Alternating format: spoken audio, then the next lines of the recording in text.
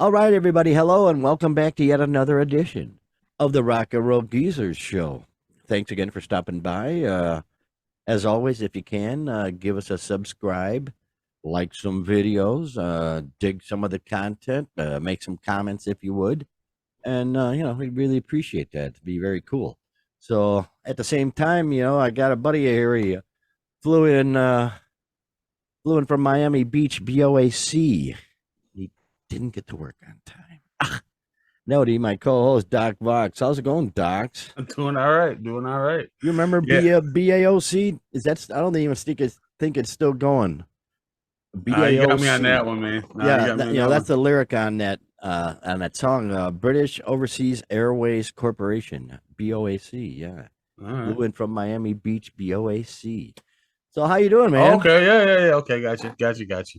Yeah, doing quite well. I'd like to also thank all of our subscribers and viewers, and we do absolutely zero to promote this show. This is total grassroots. Just if you've been fortunate enough to come across us, and we've been fortunate enough for you to view us, then through that,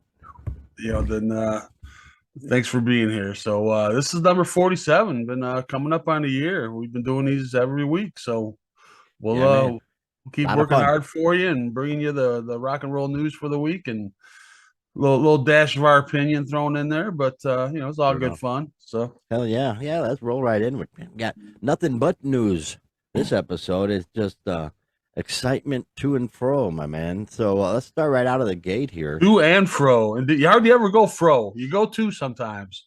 True that. You go to and fro at the same time. That's a rare question occasion. There, man. Good question there. Nonetheless, this week, Forbes came out with a list of the money-making tours of 2022, and this. No, this is just top entertainers.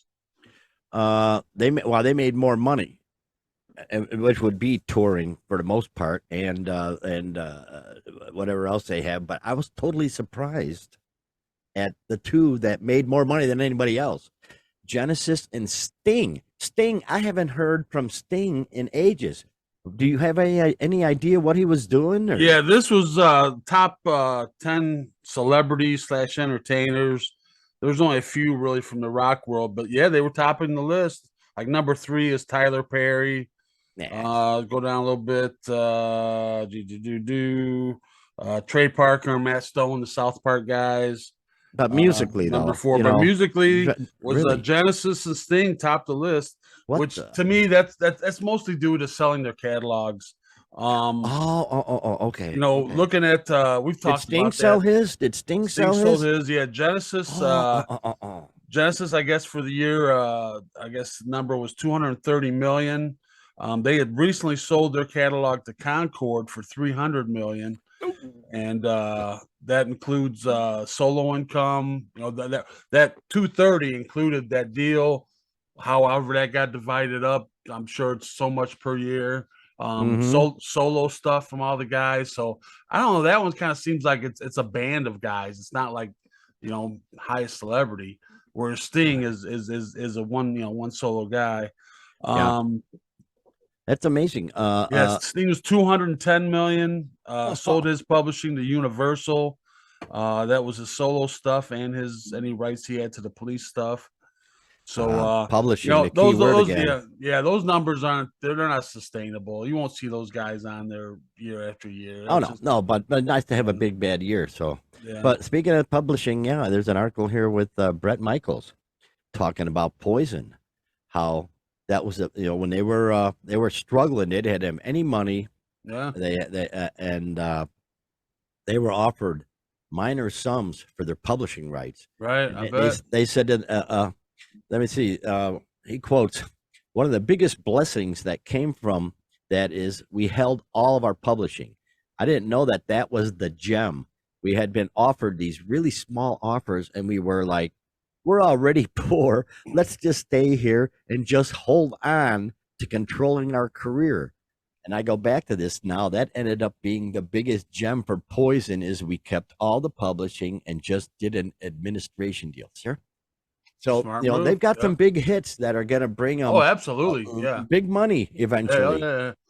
Yeah, So good Every for them. Rose Has a Thorn, and Nothing But a Good Time. All those songs, yeah, they'll be played for. They'll be selling. We'll be talking years about to them come, selling so. their catalog eventually, like everybody else. It's Yeah, just yeah. it's really the But thing, you know. no, that's a good point though they brought up. 'Cause I'm sure there's a lot of bands just starting off, and they don't think that they're going to have a classic song in their catalog, or they're not even thinking multiple. But yeah, and they just held out and reap the benefits later. But it's got to Wow, be hard early on when you're starving. I that's a mean, smart move, though, boy. Yeah, that had to yeah, be a tough. You know, you're broke yeah, and you're looking at a check at yeah, least to pay some bills, and yeah. the foresight and the straight. You know, he must have been halfway. You know, it must have been halfway straight to not fall for that crap, because too many bands do, and they end up regretting it in the end. You know, we've talked about this a lot. Oh god, we Publishing, can talk about it a lot yeah, more. yeah. Yeah. So good for them. I'm glad they hung on to that, man. That's gonna pay big, So big yeah, kind of the dividends. rest on the list was like I said, was like James Cameron. Only other rock artists of note, Rolling Stones, were at number Stones. 7, 98 million, and that to me, that's a more of a sustainable, level. That wasn't They didn't have a big cash windfall for the year or anything like that. That's more Right. of a so they're going to be up there year after year. And I think there might have been a Taylor Swift in there or something like that. But yeah, those were the main rock artists that were top entertainers paid for that year. So that's kind of interesting. Hell yeah, yeah. Yeah, next up though, in our Oh, continuing before we go though, oh, you got to think, because now we know Springsteen had the biggest payday as far as that goes, yeah, half a bill. but it must not have been a single payday. It must have been over a period of years, I'm guessing. More than likely, Yeah, makes sense to, yeah, to spread it yeah. out or whatever. Yeah, it's not like he's starving and needs it right now. That's right, brother. It's not Yeah, like he's yeah. gonna be calling J.G. Wentworth wanting his money right now and Gee, trying with all to those trying to cash out. commercials, those commercials are just the worst. If Hey, you man, need hold on payment and you need cash now, call J. No, I'm not going to call JG. No thanks. Next hey up, man, I got some money coming, but I need some cash now, man. hey, go to JG, man. He'll Hey, hook help you me. up. He'll hook you up. Just watch his commercials. All the people who ain't actually singing the songs. Yeah, Yeah. Oh, Journey, our continuing saga with Journey.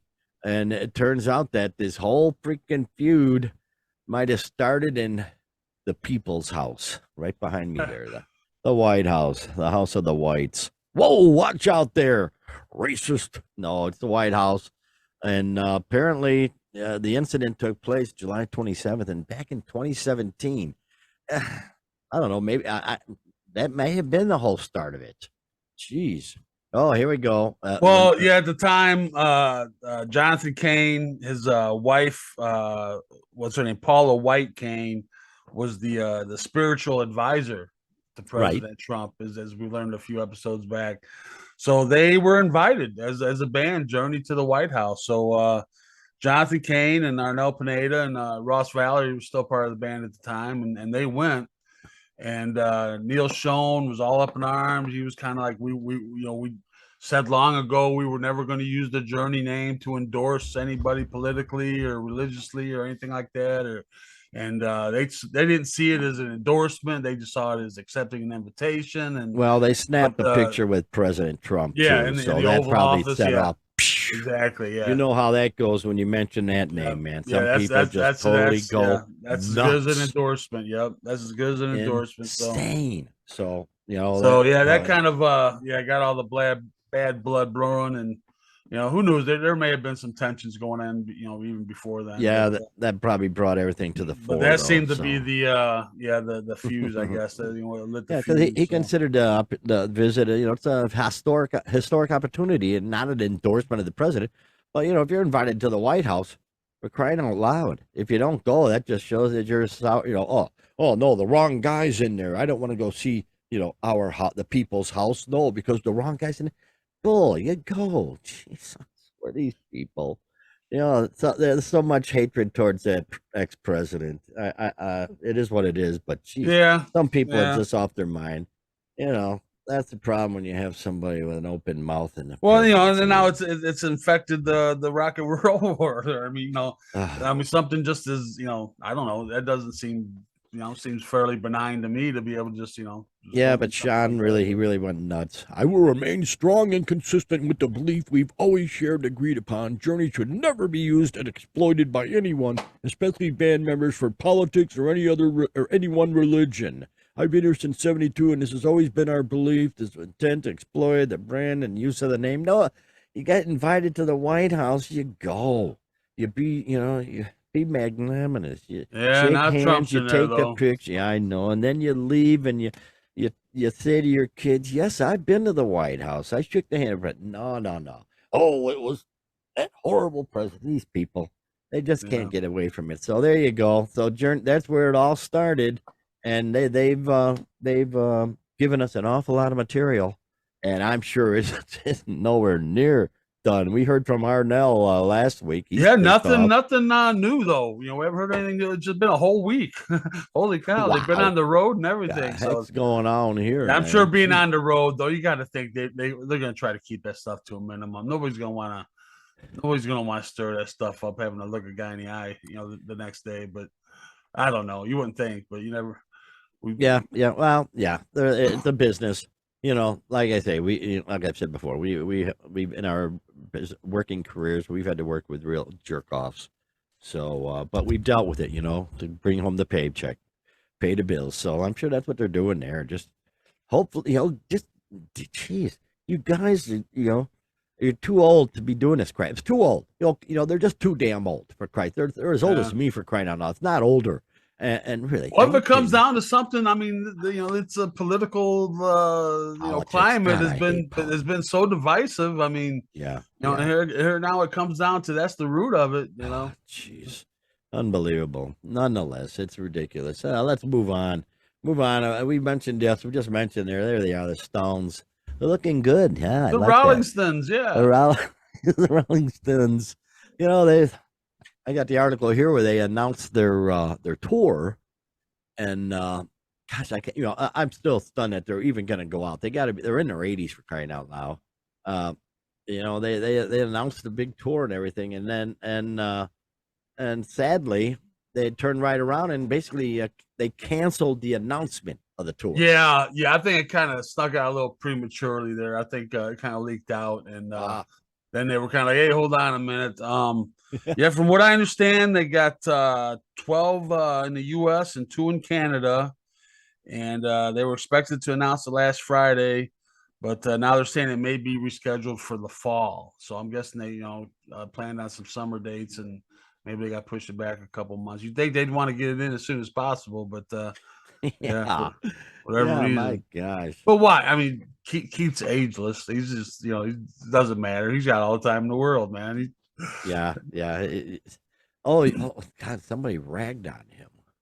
I saw some guitarist was ragging on him, and he can't play anymore, or something like that. I don't want to hear. Are you kidding me? Yeah, that can't play anymore. No, of course he can. Are you kidding me? No. That's crazy shit.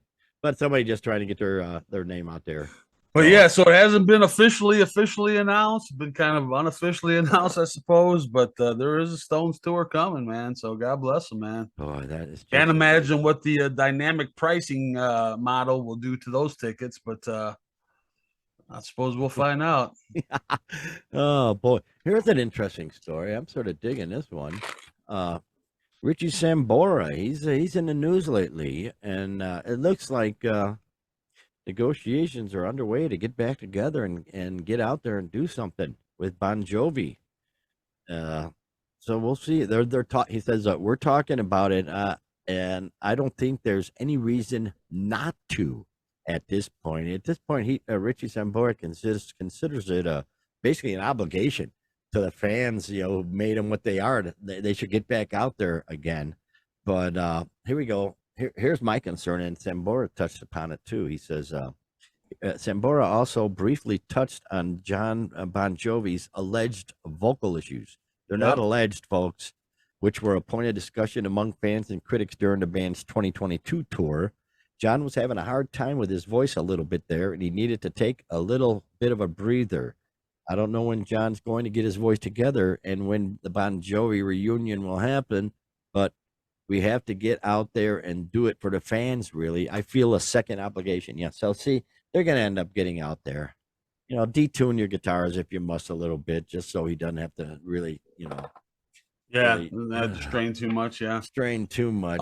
Hopefully it's something he can overcome. I mean, yeah, that was my thought too. Is like I don't know if people are really. I mean, they're Bon Jovi; they'll always draw a crowd, but I don't know if people would be really clamoring for those high ticket prices, to knowing that he can't really belt it out like he used to. But Ooh, yeah, Richie's been gone for a while. They were at the Hall of Fame together in 2018. And but he left in 2013. He left the band in 2013, so they got back together. Yeah, they did the Hall of Fame thing since then. But he's got a solo stuff coming out. I guess he sounds like he's really anxious to do some writing. He was kind of talking about all those great songs. It was both of those guys writing those songs. He wasn't just doing the guitar parts. He was it was both of those guys writing, and he feels he's how do you put it? He goes, I'm on a tear right now as far as songwriting. So. A lot of songwriters are, due to the pandemic. They were, they were tucked away for a year or so, and if you're writing songs, that's what you do. That's what they did. So I'm not surprised that he was even talking about. He was even talking about back in the day, that he wrote a lot of the songs, and he said he just kind of led a more colorful life than the rest of his bandmates. So he kind of had that perspective, I guess, but. I'll be darned. They put out some great music, no doubt. Well, so if Bon Jovi can cover the vocals, they should get out there. I mean, maybe that's the thing to do. Yeah, while he's struggling now and getting it together, maybe get together, write some songs, and put everything together except the vocals, maybe in the studio, however long it takes, wherever they can get done, and then once he lays down the vocals, put out an album and tour on it, man. So yeah. Good idea. Okay, here we go. Here's a problem. Speaking of the guys getting older, there's Roger right there. Roger Daltrey. He was out there gigging, and he the headline is he abandoned the show to avoid damaging his voice. Apparently, that's a little harshly put, but yeah, I suppose. He abandoned the show. Well, he was doing a gig in Clearwater, Florida, and he was complaining of indigestion on stage. I got indigestion. Oh, it sucks. Reflux, whatever it is, got it all there. And he ended it way early. Apparently, it was so bad that he thought he might screw up his voice. So because of the ingestion, I imagine the acid reflux, if you're a singer, that wouldn't be a good thing. Man. So he posted, I'm going to do myself some serious damage here. Pardon me, hang on. I'm going to do myself some serious damage here, and I'm not going to do it because I'll never sing again, said Daltrey in a moment captured on video. I'm sorry. You'll have to ask for refunds. I'll try and make it up to you. I'm really, really sorry. I'm not a robot. I'm definitely not a robot. I'm not doing this to myself anymore. Thank you much for coming. Wow. Well, thanks for clearing that up, Roger. He's like mad at himself. I'm not doing this anymore. Yeah. I'm not doing this anymore. I've had enough. I can't take it. F you all. I'm out of here. Get a refund on the door at the way out. You know what? Wow, he sounds sort of pissed at himself. But this wasn't a Who gig, right? This was it was just a solo thing. Yeah. I'm not a robot. I'm not a robot. I'm not doing this to myself anymore. It's like nobody's making you, pal. Yeah, he's like defiant, I'm sure you got enough. Yeah, you got enough money. Goodbye, Jiminy Creepers. It really, you don't owe anybody. Go home. You're not a robot. You're a human. Well, I mean, he offered everybody refunds. He could have just, let the band finish the rest of the show, and I'm sure one of those guys could have done the vocals. And that's funny that he says that line. I'm not a robot. I'm never, because lately, this last weekend I watched the Elephant Man.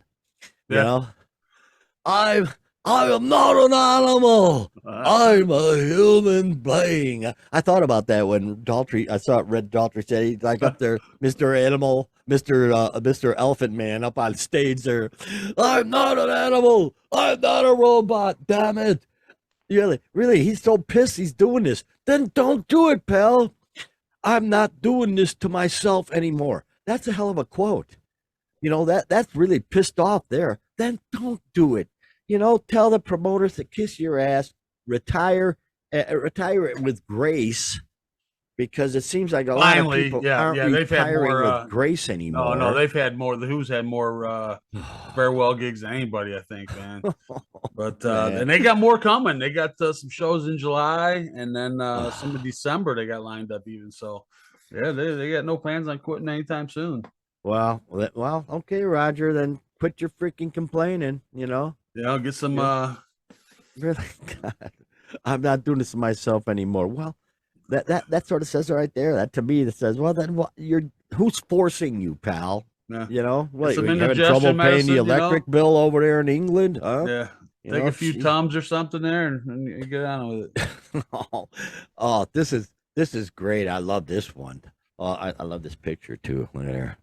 Like that one. Bruce Springsteen, the boss. He's back out there kicking ass on tour, and oh man, roadies, they're great. Roadies, you get professional roadies like this. They're the top of their freaking game. But apparently, one gig here where I'm sure he does this every show. Everything. Yeah, I've seen him do it several times. Okay. So he's got his blonde Telecaster guitar, and he doesn't do it with that one. He doesn't do it with that one. Really? No, that's his iconic. Yeah, he doesn't do it with that one. But he threw it, right? Yeah, there's another Telecaster. He gets some serious air, man. I've seen him throw it. He'll throw it in good ways. Rick Nielsen used to do that too with Cheap Trick, but Bruce launches his guitar over to the roadie or the tech, whatever. And probably, I'm sure it was a guitar tech. Yeah. And he missed it and it hit him in the head. Oh, it was a Sunburst. Okay, it was a Sunburst single cut Telecaster. Okay, and he launched it big time and whacked this son of a gun right upside the head. I can imagine that'd be a good El Kabong, kind of. El Kabong, indeed. Yeah. Here we go. Yeah.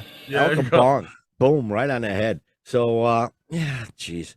Yeah, his tech, Kevin Buell is the guy's name, and they're doing a show in Orlando, and I've seen him do it, and I'm sure they've done it countless times, thousands of times, and he just missed it.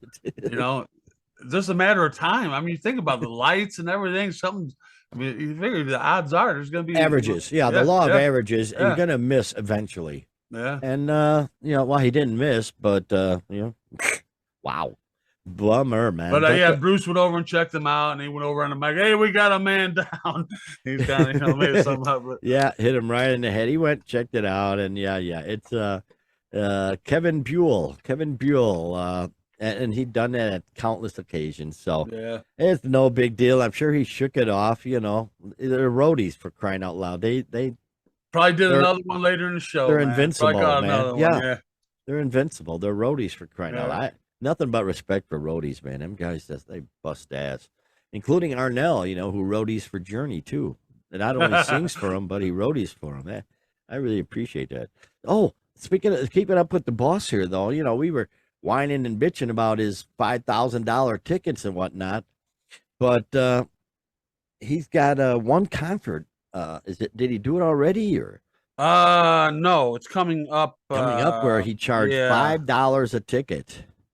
Probably just because he felt so guilty about all the crap he was getting from the dynamic pricing that was going on with his. I tried to find out what really came about or why. It's in Tulsa on February 21st. I guess there's various sections in the 300 level. I mean, they're not good seats by any means, but still, I mean, you're getting the Springsteen concert for $5 plus fees, of course. You imagine the fees, Oh, that'll take it up to 100 or so. Oh gosh, whatever. I remember seeing a while back the Beyonce tickets.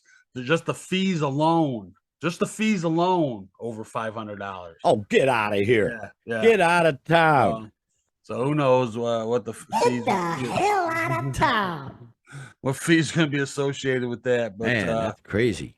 I mean, think about it. Hey, man, it'd be cheaper to take a flight to Tulsa, man, and catch a $5 ticket than go to him here in Chicago. Well, he's got some couple coming up in April in New York and New Jersey, and the cheapest ticket to get into the show is $450. That's outrageous. That's the cheap seats, real cheap seats, and of course then they run into the thousands closer you get to the stage. That's insane, man. But yeah, I don't know why I picked Tulsa, concert. but you know, it's just a concert. Jeez, dude, I paid $300 is the most I ever paid for a concert ticket, and that's for Springsteen and at a Wrigley Field. And oh yeah, it was very cool. Yeah, did you have to whack them? Did you have to kick some ass to get up there, or no? No. I couldn't touch Bruce, but I could touch the guy that was touching Bruce. That's good. Hey, I was up there pretty close from yesterday. So so I was up there pretty good. But like I said, it was a $300 ticket. And I thought that was outrageous. And I just happened to got that because I kind of happened to come in some little money at the time. But yeah, just I don't know. But yeah, in Tulsa, they were lucky enough. So I'll be good old Tulsa. You know what Tulsa is backwards on you? A slut. Oh, for crying out loud. That's crazy. You know what a slut is backwards? An extra $50. Oh man. Oh, okay. That's Never mind. Yeah, that's very cool. Very cool. Take that knowledge and go forth and do what you will. Absolutely. Yeah, that's the Bruce, man. He's digging him, brother. He's out there going to be torn out summer, so go for it, Bruce. Here's something that really surprised me. I thought was really cool. Was we've all heard of the great guitar player, guitar makers, Leo Fender, obviously making the Fender Stratocasters and all that whatnot, and Gibson Les Paul. You got Les Paul helping develop that. You got Rickenbacker doing that. But one of the newer guitar makers actually is Paul Reed Smith. You've seen their guitars everywhere. Santana plays them. Everybody plays, it's one of the more high quality guitars. And a lot of the great players, John Mayer, play, it's a great guitar. And he's also a guitar player. And here's his picture right here. He actually went jamming with Alter Bridge. Nice. There's actually Paul Reed Smith. There's a guitar right there. See, there's the iconic style of his guitar, right there. And they are, I've had a couple of the lesser Paul Reed Smiths, not the really top notch, the top of the tier, but right. Apparently they are they're the bomb. They're the best guitars. They just blow everything else away. So. Yeah, Paul Reed Smith, he actually got up and played with Alter Bridge. Alter Bridge, who, quite honestly, is 3/4 of Creed, Right. It's basically Miles 3/4 Kennedy, of Creed. Yeah. With Miles Kennedy instead of Scott Stapp. So I think Creed ought to get back to it. I mean, Stapp's voice can't be that bad that he can't sing them songs because a lot of them are low anyway. He's just such a dick, though. That's what it is. He's got to be, or he'd be out there for, ruling the world. See that? Yeah, he's got to be doing something wrong. He's got to be a dick. Yeah, or he'd be out there ruling the fucking world right now. Pardon my French, but so Paul Reed Smith, man, jamming away with Alter Bridge. I thought that was very cool. Yeah, I guess Tremonti was just gushing over the fact that he was up there with him. Like this guy, he's just this guy's such a legend, Jeez. And I guess Tremonti has they collaborated on the guitar. They have the Tremonti, I don't know exactly what it's called, but the version of the PRS. Oh yeah, he's got his own model of single cut. So very cool, very good guitar. But I've got my Strats and I got custom guitar. I'm sitting fine. And Ibanez, I'm a big Ibanez fan. Them Japs made great guitars, man. I tell you what. So cool on Paul Reed Smith, man. I'm digging that. There's a guy who, the funny thing is, Leo Fender developed the Fender guitars. He couldn't play guitar. Yeah, can't play at all, right? You believe that? The guy who wow. made one of the iconic guitars ever, the Stratocaster, he never even played guitar. He just made them. So, that is too cool. You know what else? I can't believe this, man. This is Speaking of great guitars, mind blowing. Guitars named after him. Yeah, this is mind blowing. Steve Vai has revealed that he's recorded a whole album with Ozzy Osbourne in the 90s that was never released. That's stunning. Okay, Ozzy, step up to the plate. Refine it if you must with today's technology, but Dude, I think you need to get that out there. I'll bet you 90s, 10 that's to 30 years. I'll bet you 10 to 1 that's Sharon, dude. I'll bet you 10 to 1 that's Sharon. Gotta be, man. But yeah, according to Steve Vai, it's done. It's a full album. But Ozzy's got control of it. I guess they collaborated on the Osmosis album. They did a song together, and from that they started doing other stuff together. And before you know it, they had a whole album, and it'll never be released. It'll never, maybe posthumously. I can't even imagine that. I bet we'll never hear it. It'll never be released. Boy, I'd love to see the reasoning behind that, though. I'm starting to see the reasoning why it hasn't been put out already. She got something against the Steve Vai. What are they two going at it now or something? Who knows? Who knows? Jeez, There's something going on behind the scenes. She's such a treasure. Jeez. Yeah. Yeah, treasure if you're in hell. God. Yeah, that just seems like because the guitar works exquisite. It's gonna be it's gonna be mind blowing stuff, man. You know it's gonna be. Oh God, I can't believe it. 30 years and you haven't put it out there. Yeah, fully structured songs, totally done. Oh, ready to go. That's like my situation with all these darn things I got almost done, but yeah, they're done. They're ready to roll. Get it out there. It's got to be Sharon. Who else? Because Ozzy wouldn't give a shit. So we're talking about 95. They're talking about so 95, 96. So coming up on 30 years. Yeah, they make a whole bunch of money. Jeez. Well, they can't tour on it, obviously, but they make a bunch of money. I've heard some other songs recently on the radio from Ozzy's latest album, and that's really solid stuff, man. I'm really impressed. I wonder why he won the Grammy, huh? Yeah. Really solid stuff. So Steve Vai recorded with Ozzy. How about it? We'll see. It'll come out eventually, hopefully in my lifetime. Dude, but I wouldn't count on it, man. Be damned. That's crazy. Oh, here we go. Another one of our great subjects, the rock cruises. Always saw the good people of Blabbermouth. I love Blabbermouth. I love you, Blabbermouth, just so you know, because they have some great articles. And here's one. They have the Rock Legends Cruise. Rock Legends Cruise number 10. The Rock Legends Cruise X.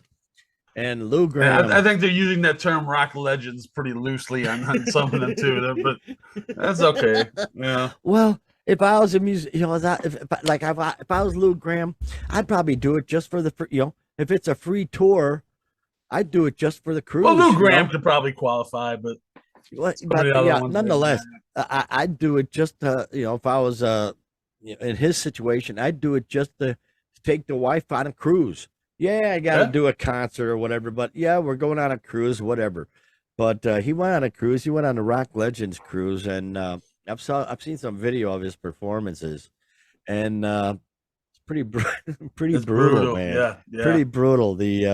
The comments on the video were truthful. None too forgiving, None too forgiving, my friend. And they were very truthful, and doggone it, what a shame, But he got a free cruise out of it, even if you got to do a horrible concert. It's just a name, obviously, at this point. I mean, he doesn't sound anything like his former self. No. It sounds like really bad karaoke. It's just I listen hard to it, and it's hard to explain because I understand what he's going through. Because when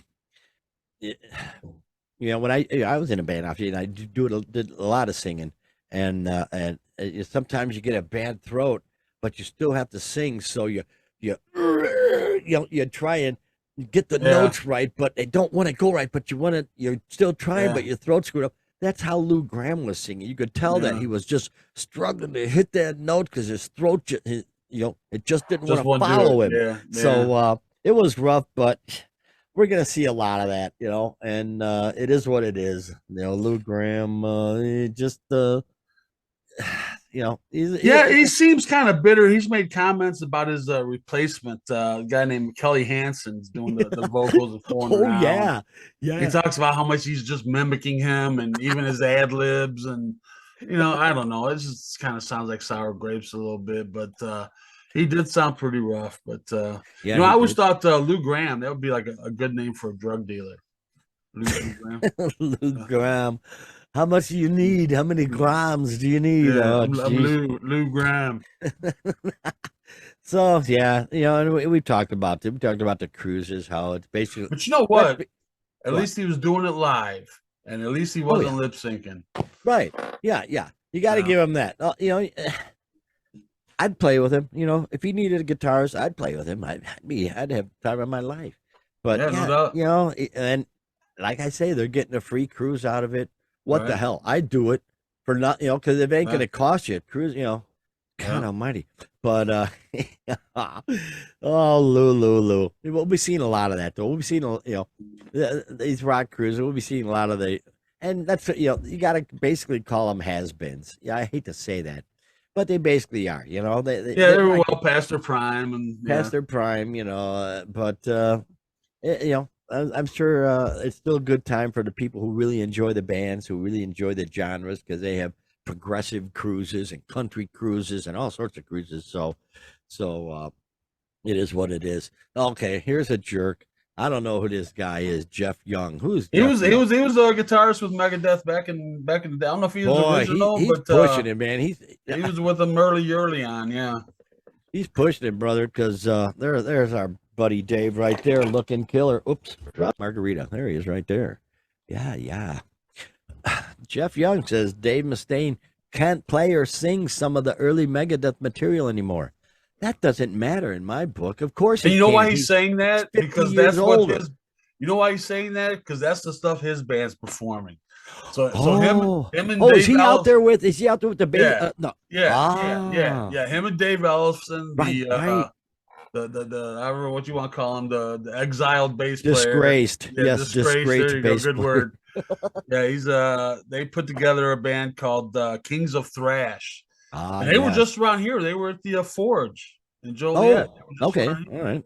And but yeah, that's the stuff that they're playing is basically the first 3 albums. So I got to think that's his take on that as well. He can't play the stuff anymore. We can though. We so I got to think that's his ulterior motive. There.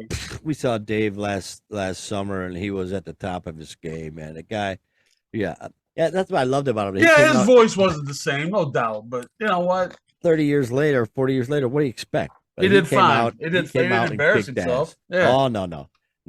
Blue jeans, white T-shirt, no big whoop with fabulous hair, fabulous locks. Came out and just thrashed for 45 minutes. Just went totally fucking nuts. It was great concert. Gosh, way to go, Dave. So yeah. This guy it sounds like just sounds like some spite and some sour grapes there, and some kind of trying to try to draw an audience to his own band. Yeah. Trying to it's basically promotion. You got to look at it as that. Like Zappa said, any publicity is good. Publicity is good publicity. Thank you, sir. I was getting stuck there. Oh, speaking of that, this is sort of disappointing. Speaking of Megadeth. Oh, no, okay. go ahead. You go. Okay. Well, the next up was Marty Friedman. Yeah. Marty Friedman. Yeah. There he is, right there. Legendary thrasher, man. He was a Megadeth, and it's a shame he's only going to do like 3 songs with them in Tokyo. They're going to live stream a show from Tokyo Budokan. Ooh, yeah. We all know Budokan because of who? Because of Cheap Trick and Ozzy. Ozzy did a live album from there too. So yeah, but Cheap Trick set the bar with Budokan. Yeah. Wow. Yeah. But we talked about this a few shows back where Marty Friedman's living in Japan and doing quite well and digging it, and Megadeth's coming to town there in Tokyo, so he's going to jump up on stage and do a few, and they've decided to do a live stream, which is pretty cool, man. I wish he'd do more than 3 songs, though. It'd be nice. Well, originally they were talking 1 song, so even at the geez. time, I thought, come on, you got to do at least a couple 3. So, and who knows? That may once he gets up there, who knows? But pretty cool. I wish more bands would do that live stream if there's kind of something special going on like that. Be very concert, cool. Yeah. The technology. So we'll talk about the technology later. But yeah, come on. they're getting old. If they've got the money, if they're not hungry musicians anymore, then yeah, splurge a little bit. Throw a live stream our way if you don't need the money, because a lot of people do a live stream and charge you for it. Just throw it out on the internet. It's you can. Oh do yeah, this exactly. stuff. This is something for their fans that would their longtime fans would eat it up. So very cool. But yeah, Marty Friedman, man, that he's in a class of shredders. He's got he's in some really great shredders. Oh yeah, I'm sure he and Dave are going to be swapping some leads there. They're going to be that'll be killer. Yeah, Dave is so brutal. Got a couple of great looking kids. Actually, I've been seeing more pictures of him, and he smiles a lot more. Eh? But actually, I've been I'm following one of his Facebook pages. He's got a daughter and a son, and he just of course, obviously a whole totally different person with his kids, Right, on stage, he's just brutal and yeah. But you actually see him, actually happy. It makes me feel good. So yeah, hopefully maybe they can do a reality show like I hope we see him Ozzy this year. Gene We'll see what Simmons, happens. Yeah. So boy, oh boy. Oh, you talk. I think didn't we talk about YouTube? YouTube. Yeah, Going out on tour, and they have they got some or other not tour. It's a residency. They have a residency, in Las Vegas, and we talked about Larry Mullen Jr., the drummer. There he is, and they talked about maybe this time out he's gonna stay home, and that's exactly what he's gonna do. So this really the first time they've done this with U2. It's always been the four of them, always since the beginning. So well, you look at it though, 40 years back there doing all this. Yeah, I'm surprised a lot of these older drummers can even still do it because, geez, that's brutal on it. Yeah, and the stuff they play is not exactly just easy kind of stuff. So, so they got this guy from the Netherlands called Bram van den Berg. That's right. What are you talking about? So he's from this Dutch band called Krezip. And apparently they're quite popular over there, but he's got a few albums under his belt. But I don't know. U2 came across him, and they're gonna take him to Vegas. So, yep. Well, good for him, man. What an opportunity. Yeah, the only other time anybody but those four have played was in '93 in Sydney, Australia. The bass player Adam Clayton was too hungover. You sure? I know that didn't go well with Bono. Oh, but, so what are you doing, you crazy son of a bitch? Yeah, he had his as we've talked about before. He had his tech step in. The bass tech stepped in for the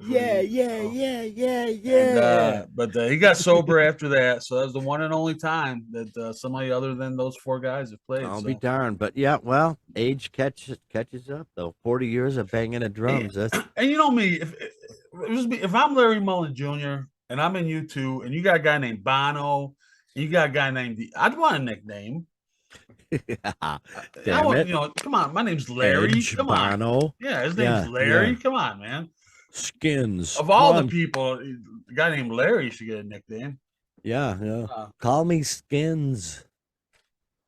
Yeah, Bono, there you go. Edge, shit, come on. But good. They'll get out there though, so I'm sure they're gonna have a gas. Bono, are you kidding? That's gonna be crazy cool. Good for them, man. Maybe he'll do a tour. Come on down our way, for crying out loud. Jeez, they got to get out there and start touring all these legendary bands while they can. Yeah, U2 is definitely on the top of my list of bands I have not seen that I need to see. So. Oh yeah, I wouldn't mind seeing them at all. That'd be just outstanding. Okay, man, we got trouble here with a guy named Moby. Moby, where is he? There he. This is an amazing story. What the hell? He must have been on acid. Let me see. Let me look down at that. Have you looked into this more?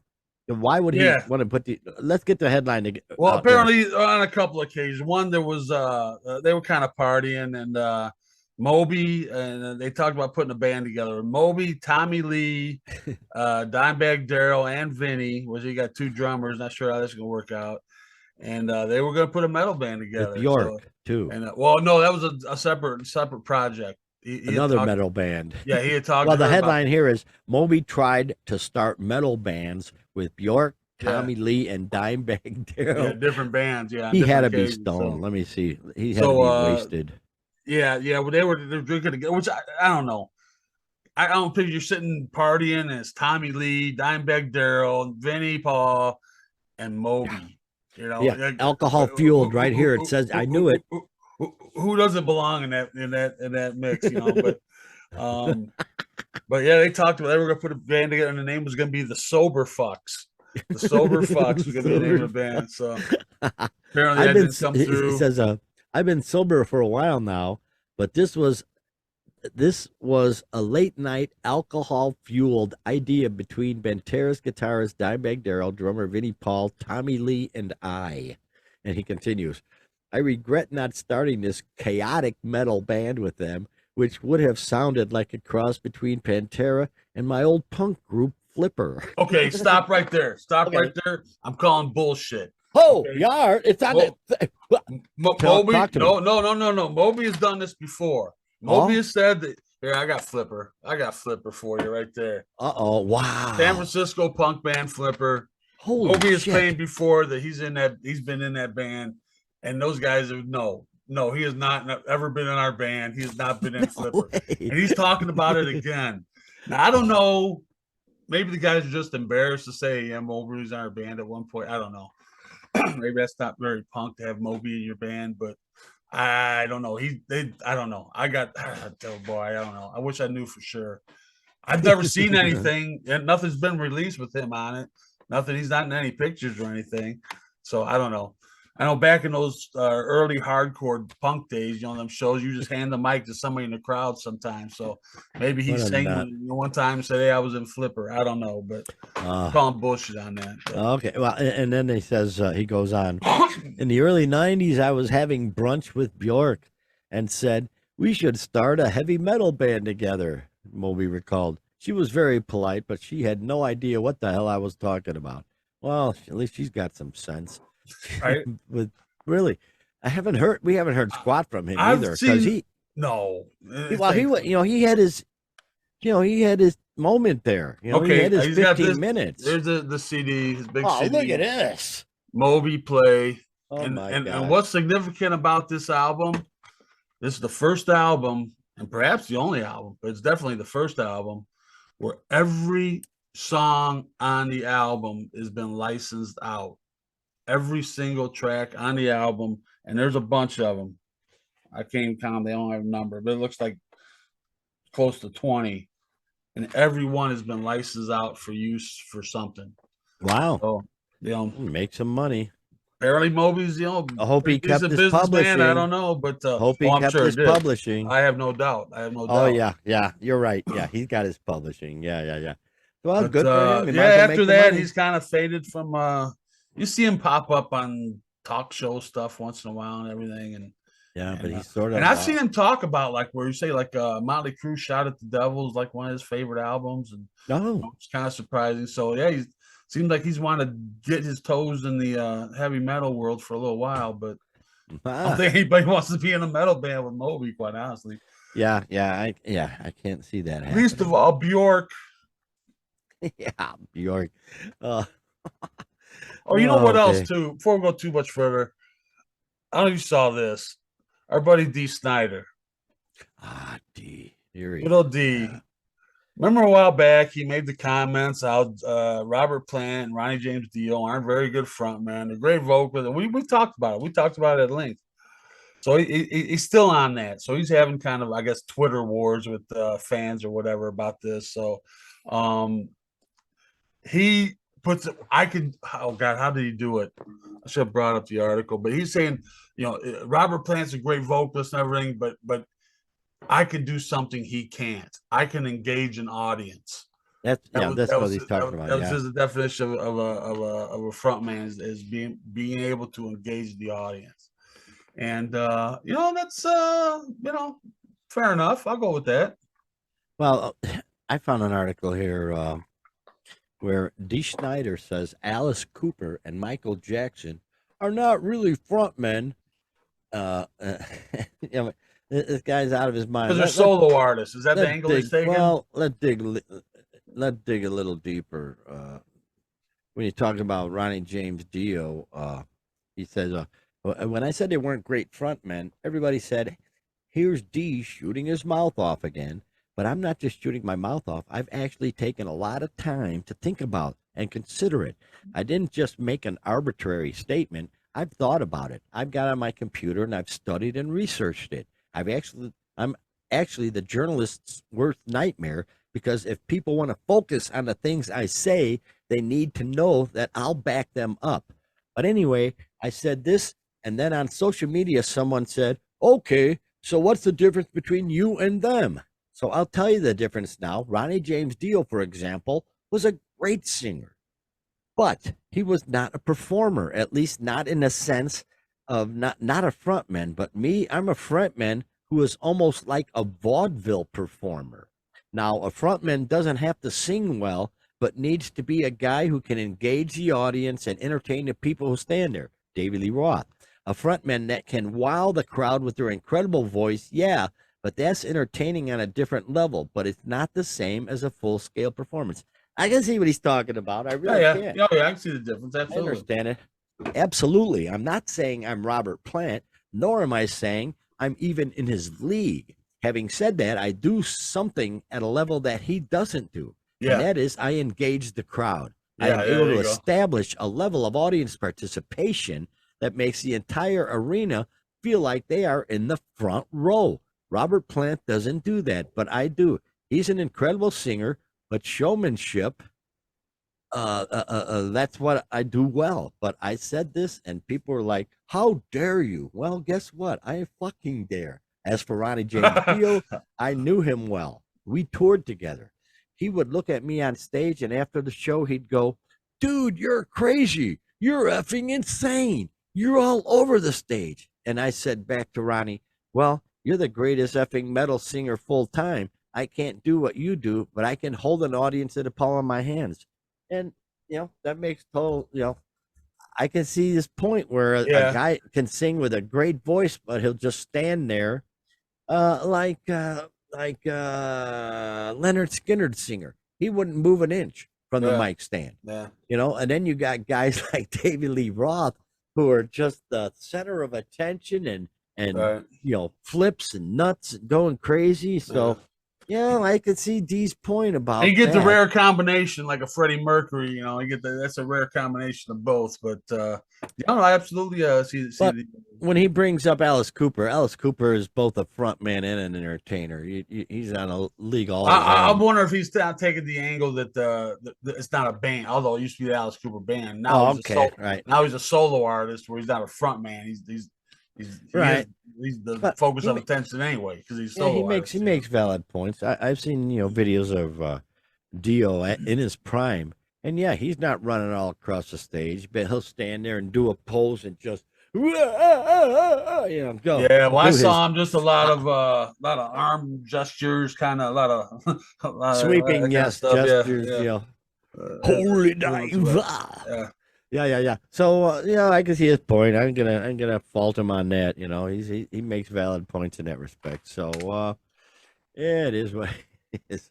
And here's a very cool thing. I was I wasn't surprised to see this because it's such a cool song. Let me see if I can come up with the screen here. There it is. November Rain. Guns N' Roses' November Rain becomes the first 90s rock video to pass 2 billion YouTube views. That's a big deal. Doggone it, I was gonna do a search to see how many songs pass the 2 billion, and I forgot. I tried to look that up rock wise. I think that's it, man. Wow. There's some other pop stuff. I don't know. Holy cow, man. As far as 90s rock anyway. Or let me see here. What I got here in my notes? 2 billion views, first 90s rock vid, also top rock vid, period, of all time. So there you go. Wow. Second, very close to 2 billion is Linkin Park, Numb. And I gotta tell you, man, I don't know, Linkin Park. that's where things started going to shit for me. I quite honestly. turn the radio station when a song comes on. We got a local station that plays them a lot. I Yeah. just can't do it because every song is the same formula. You got some guy, talking, and then that other guy comes, and then some guy will be it's a formula. And just the lyrics and then the message is always like, oh, I tried so hard and I can't do it. No, poor me. And it just started that whole poor me generation crap, and I just I don't know. Yeah, that's when things started going to shit. When I hear that, Doc, I get one step closer to the edge and I'm about to break. All right. Yeah. Can you dig that? Okay, you can dig. But yeah, I don't get, I don't like formulaic crap. I like it just says, I know, it's one of them bands, immediately who it is because they'll be talking at first and then the guy will come in and scream and then they'll go have some scratching and shit. Yeah. God, drive me freaking nuts. That's not what you use a turntable for, people. But that's use a turntable to play MC5, kick out the jams. That's what you use your turntable for. Jiminy Creepers. But yeah, so 2 billion views. That's a great song, though. It's so great. The lyric, nothing lasts forever, even cold November rain. Yeah, I don't know. I remember when that came out, it kind of seemed like they were trying to, I don't know, Guns N' Roses was getting a little ambitious, kind of, I don't know, getting away from their roots a little bit and getting a little more, as we found later, Axl's big time Elton John guy, so maybe a little more of that bad influences, getting in there. But yeah, I know it was very popular and all that, but not my favorite Guns N' Roses album. Great lead though. Slash really rips a great lead at the end of it. Just yeah. Didn't they spend like $1 million on that video or something? Like something. Oh, that'd be ridiculous if they did, morons. Jeez, $1 million. Gosh, get a couple of GoPros and man, yeah. So, jeez, whatever. Thank God. So, jeez, it is what it is. Oh, Kinks. Wait a minute. Where are we here? Yeah. You got it. Yeah, the Kinks. Talk about the Kinks, man. I haven't heard from the Kinks in a while. Nope, not at all. Yeah, I haven't heard anything going on with them. Oh, look at them guitars. Oh, geez, I recently went through a little spurt, listened to a lot of 70s Kinks. I really like me some 70s Kinks, man. It's good stuff. But at any rate, I guess they're on Twitter still, and they're still, having a presence out in the social media world. Yeah. And Ray Davies is upset that with Elon that they're flagging their tweets or whatever their Twitter content on Twitter, as sensitive content because of the word kinks, right? I would think it's because of kink. Yeah, probably. Yeah, he's getting all ticked. Yeah, every time the Kinks post something, no matter what it is, it can be just mamby-pamby, whatever. They get flagged just because of the name Kinks. Kinks, So they're begging Elon, hey. Well, you're not, we've been around since '63, for God's sakes. Stop, we're real. You don't have to flag us anymore. There'll be no weird content on there. So yeah, they must still be trying to, there must be still, they're getting into the digital age, but the digital age is fighting back because of their name. Yeah. Well, and then when he made the comment, I'm a kink. I'm not a robot or something. Talk about that with Roger Daltrey, or he's not. Here we go. Big thing with those British invasion guys. I'm not an animal. They should all use that. I'm a human being. But apparently, it's the AI bots that pick up on that stuff and decide to flag it. So. Okay, boom. Okay, we're gonna slide right into it, man. The AI. Here it is, right here. Jeez. We got problems, man. This world has problems. I was having lunch with my sister long time, probably 9 years ago, and I remember telling her just how my concern about technology, how it's just going to ruin humanity. And I'll be damned, we're seeing it happen, man. We are really. Technology is the worst thing that could have happened to the human race because we're losing our humanity. And boy, it was bad enough with all the social media and whatnot. Kids now got their faces planted in a screen instead of talking to one another in person, and that starts all sorts of problems with bullying and whatnot, because now they got keyboard warriors who can bully others. Back in the old day, if you bully somebody, you got to do it in person. Nowadays they can just get on a warrior and bully other school kids and whatnot, and it just turns into horribleness. And now we've come into the next phase, and that's artificial intelligence, AI. And this is going to be real trouble. This Dave Guetta, who is Dave Guetta anyway? He's a producer. I think he used to be a DJ maybe or something, but he's kind of a producer, techno guy. I think he won a Brit Award for Producer of the Year, so he's pretty, pretty accomplished. He delved into the AI, and he put out a new song. Well, he didn't put it out; he's not releasing it, right? But he used the AI technology to add Eminem to his record. Yep. Without Eminem's, Eminem, it's like that, like a deep fake stuff or whatever. Yeah, you kind of exactly. Use it. They added his voice to the song, and just to kind of the show that he could do it. I mean, he doesn't have doesn't intend on releasing it, but just to show that he could do it. And he's claiming it's the future. He's claiming it's another tool, and that all the advancements in technologies over the years always just been another tool for music.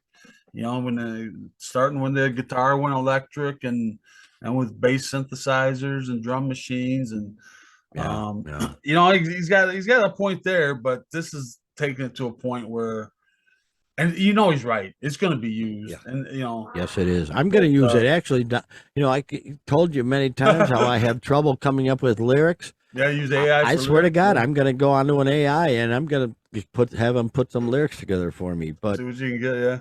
Here we go. We're losing humanity. We're losing. Well, but unfortunately, it's not just going to be, it's going to be actual music. I mean, where's all the art? There's no art left to it. A machine has created this, and perhaps, these people, I don't know, what would they be called? AI artists, or I don't know. They manipulate it some sort of way to, fit their vision of what they want, but I don't know. Dave Grohl made a good quote about that. I can't remember it because it's a really long quote, but talking about how basically the digital age is, it's horrible for music because the songs no longer come from your heart and everything. No, there's no soul left. Flip them up and boom, and he's so totally correct, and it's such a shame. Back in the analog days, a band like I don't know, the Allman Brothers or whoever, they'd go in and they'd play it, and that's the way it came out. And the little farts and mistakes and squeaks and squeals, those that's what made the sound, man. That's what made the sound. And nowadays those would be cut out and Pro Tool what should have been in there, and it's funny. All clean and sterile and nice package for you. You're right. Yeah, it's so easy to make it these days, but I've seen some autobiographies of for instance Kansas for one, and again Leonard Skinner. And the producers of those two, they'd interview the producers. The producer would say they'd come in and they'd basically do it in one take. Yeah. They were so prepared, so practiced. Yeah. There's no, we got to go back and do. No, yeah, there was no cutting the piece back in. Rip the damn song off. Yeah. And with no enhancement digitally, no Pro Tools where you can drop and drag and all that stuff. They'd come in the old days, and they were so well practiced that they just come in and beginning to end, boom. It's just magnificent. And but now this guy, like I say, he's fairly prominent in the business, so his word kind of. Well, we're gonna see where it goes, man. I'm not hopeful at all with technology and music because we're gonna start losing the. I guess once, exactly. I guess one school of thought is that opens it up to people who don't know how to play an instrument to make music. Well, then learn an instrument. If you can learn to do that on a computer, you can learn to play an instrument. At some level. Oh yeah, well, like that stupid game that with the fake guitar with the Guitar Hero, Guitar Hero. Yeah. Well, just they made a good point. That, South Park made a good point about that. Yeah, if you spend as much time on a real instrument as you did learning this goofy stuff, you could actually play an instrument. But, exactly. Technology, no. We gotta use technology. We'll see what happens, man. No, because everybody's lazy, looking for shortcuts. Yeah. And believe me, you can do a lot of stuff with Pro Tools. I have Pro Tools myself, and you can fix a lot of stuff. I marvel when I hear about how bands like Kansas that are so technical, but they'd come in and just rip off the song. And here I am having to redo stuff and drop and drag leads and all this. But stuff. that's my point, though. You don't have to. You could just left it the way you had it and then release it. That's the appeal of a live album. That's the that's why I love live albums too. Although I was speaking of live albums, we got like MC5. We heard all the grunts and groans on that. Grand Funk's first live album, all the mistakes and whatnot, and you hear that, and then Kiss Alive, their first album, where they basically redid all the tracks in the studio. Jeez. But whatever, it is what it is. But I don't know. I'm not happy with AI, man. It's the more technology we get, the less humanity we retain. Hopefully there'll still be guys out there playing, guys and girls out there playing still, because right now there's technology where it's pretty much soulless and heartless. So I'm looking at the whole big picture of everything, not just music, but everything. I think AI screw up everything, but it really has screwed up music. I mean, Metallica had something going on when they went up against what was that? Napster. Yeah. They knew early on this is going to be problematic, and it is problematic, and it flows to everything. It flows to bands not being able to do concerts, being able to afford concerts because they're not making any money on their albums. We'll see. We'll see how change the whole landscape of everything. Yeah, we'll see what technology does, but I don't have any confidence at all that it's going to be good for humanity as a whole. There's no way it can be, because the more technology, the less humanity, and the less and less happier people are, man. People are exactly. People are miserable. People are just miserable anymore, man. They are. They're just. I'm miserable, but I paid my dues. I've earned my misery. I've earned my misery, damn it. I've earned my bumps and grinds and groans and pains and all that stuff. But at the same time, man, we're having a good time here, brother. Man, oh man, another, look at the great weather rolling into March, April, May comes Janet Jackson. I'm going to see her, man. I hope you come with me. Janet Jackson, the legendary Jackson family. Wow, it's gonna be great, man. But we'll talk about our concerts. We got a concert show coming up. Before the season. Yeah, hopefully between now and then they'll announce a few more. So still got the whole month. Got a lot of competition in the Chicago area too, and definitely. Eventually, we're gonna have a dome stadium, which will be nice. We'll be able to go see big concerts in the winter because the Bears moved their ass out to Arlington Park. Yeah, they're gonna be building a big old dome, and let's face it, northern cities need a dome. I don't care about the sports aspect. I'm looking for concerts, big old concerts, So very cool, man. So hey, another great show, Doc. Freaking A, man. Absolutely, number 47, man. Right? Number 47. We're cruising. This is so great. I have so much fun. They're just, they're just flying so fast. These shows. It's just so cool. So thanks a lot, everybody, for stopping by. We sure do appreciate it. And if you haven't yet, give us a like, give us a subscribe on Facebook, and try and spread the word a little bit. We like talking about. There's a lot of rock news out there, and we try to condense it all into one show because it's just amazing the amount of rock news that comes out every week. We've still had to skip about 33% of the stories because we just don't have the time. Oh yeah, I always try to get the ones that real interest ones. us the most, and the ones we think you'll find the most interesting. So yeah. Really just so appreciative of everybody for checking us out and stopping in, and please tell somebody. You know the right people to tell, man. You know the cool people that need to know about this show. So man, we'll be out here every week working real hard for you and bringing you the rock news. So We will do it again next Monday. Until then, have a great rock and roll filled week, everybody.